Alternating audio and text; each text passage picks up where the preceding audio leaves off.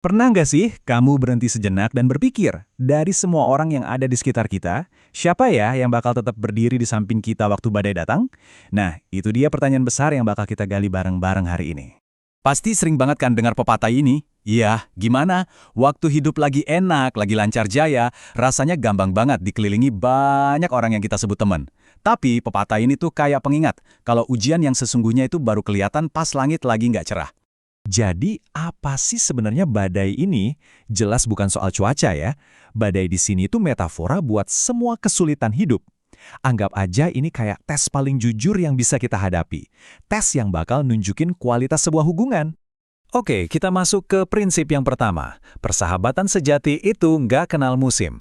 Artinya, dia nggak dibangun cuma pas lagi enak-enaknya aja, tapi fondasinya adalah kesetiaan. Poinnya di sini dalam banget.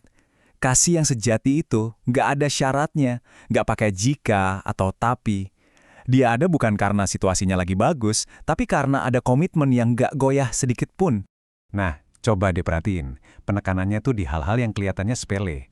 Waktu kita lagi di masa sulit, seringkali yang kita butuhin itu bukan janji-janji muluk, tapi kehadiran yang nyata. Cuma satu pesan singkat, kamu nggak apa-apa? Atau sekedar telinga yang mau dengerin, itulah bukti kesetiaan yang sebenarnya. Oke, sekarang kita lihat dari sudut pandang lain. Ternyata badai itu bukan cuma ujian loh, tapi dia juga berfungsi kayak saringan yang memisahkan mana emas murni dan mana yang cuma pasir.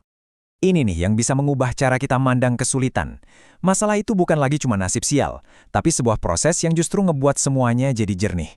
Proses yang nunjukin dengan jelas siapa teman sejati dan siapa yang cuma numpang lewat pas cuaca lagi cerah. Dan ini dia hasilnya. Bedanya kelihatan jelas banget kan? Badai itu bakal otomatis menyaring mereka yang datang cuma buat cari untung. Dan sebaliknya, menguatkan mereka yang bertahan karena tulus peduli. Beda banget. Tadi kita udah lihat kalau teman sejati itu setia. Tapi, ada satu level lagi di atasnya. Satu bahan rahasia yang harganya nggak ternilai. Pengorbanan. Nah, sekarang kita bahas soal ini. Wow, ini bisa dibilang definisi kasih yang paling puncak.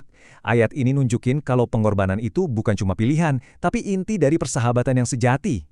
Dan ngomongin pengorbanan, ini bukan cuma tentang tindakan heroik yang besar-besaran loh.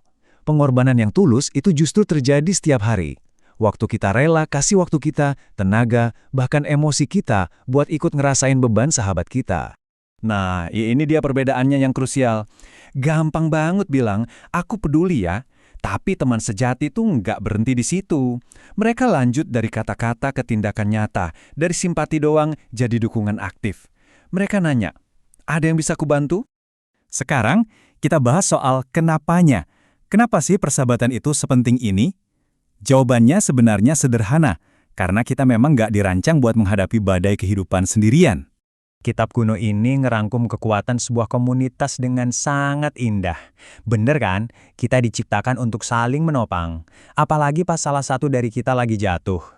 Ini ngebawa kita ke dimensi yang lebih dalam lagi. Pernah ngerasa nggak waktu kehadiran seorang teman itu rasanya kayak jawaban doa? Nah, itulah maksudnya. Sahabat sejati itu seringkali jadi caranya Tuhan menyentuh hidup kita secara nyata. Dan sekarang, kita akan sampai pada teladan yang paling tinggi dari semua yang udah kita bahas. Inilah puncak dari arti sebuah persahabatan sejati. Coba deh, kita lihat kontras yang luar biasa ini. Di saat kita lagi di titik terendah kita, lemah, jatuh, nggak berdaya, responsnya itu bukan menjauh, tapi justru sebaliknya. Dia datang makin dekat. Inilah persahabatan yang nggak didasari dari siapa kita, tapi dari siapa dia. Ingat kan metafora badai yang kita bahas dari awal tadi? Disinilah puncaknya. Salib adalah badai yang terbesar. Dan justru di tengah badai itulah kita bisa lihat bukti kasih terbesar dari seorang sahabat sejati. Oke, setelah ngebahas semua ini, gampang banget rasanya kita jadi pengen nilai orang lain kan. Oh dia teman sejati, oh dia bukan.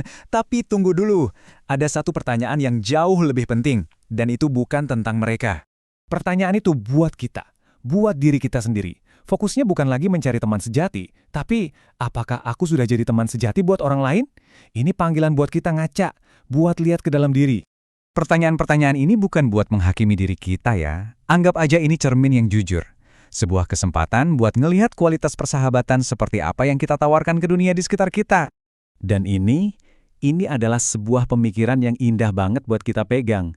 Kesetiaan yang tulus itu mungkin sering nggak kelihatan, nggak dapat pujian, nggak ada yang tepuk tangan.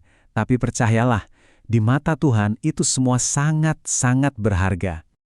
Pada akhirnya, inilah inti dari semuanya, yang bisa kita rangkum dalam sebuah doa yang sederhana. Semoga kita dikelilingi sahabat yang setia.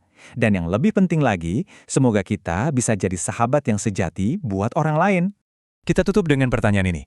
Di tengah dunia yang nggak pasti, di mana teman bisa datang dan pergi, ingatlah satu hal, ada satu sahabat yang tidak akan pernah meninggalkanmu, bahkan di tengah badai yang paling dahsyat sekalipun. Pertanyaannya, maukah kita berpegang padanya?